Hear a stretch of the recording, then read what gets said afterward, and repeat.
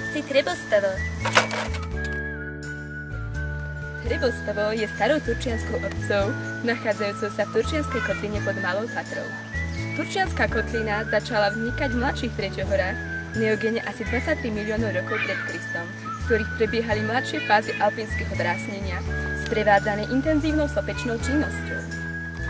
Obec Trebostovo je v archívnych dokumentoch doložená od roku 1262. Pred polovicou 13. storočia bol jeho vlastníkom istý Trebost, po ktorom dostalo staršie sídlisko neznámeho mena názov.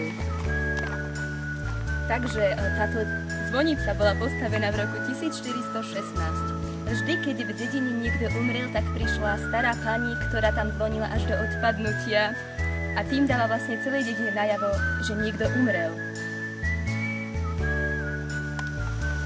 Trebostovo sa rozkladá na území 13 122 km² vo výške 470 metrov nad morom s počtom obyvateľov 455. Hustota obyvateľstva je 35 obyvateľov na 1 km².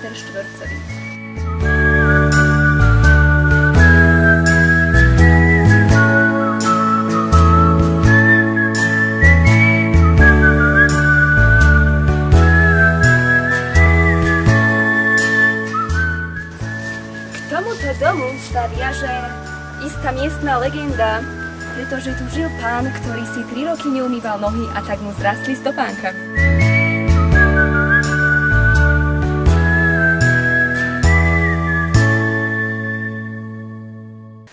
Trebostovo je obľúbeným kultúrnym a historickým strediskom stredného Slovenska. Mnohí turisti sa sem radi vracajú viackrát.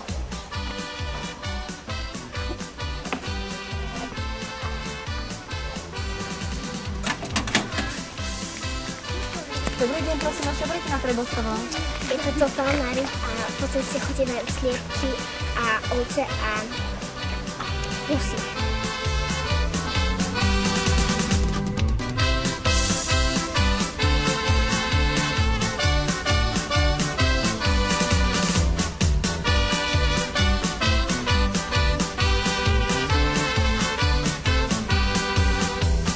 Ja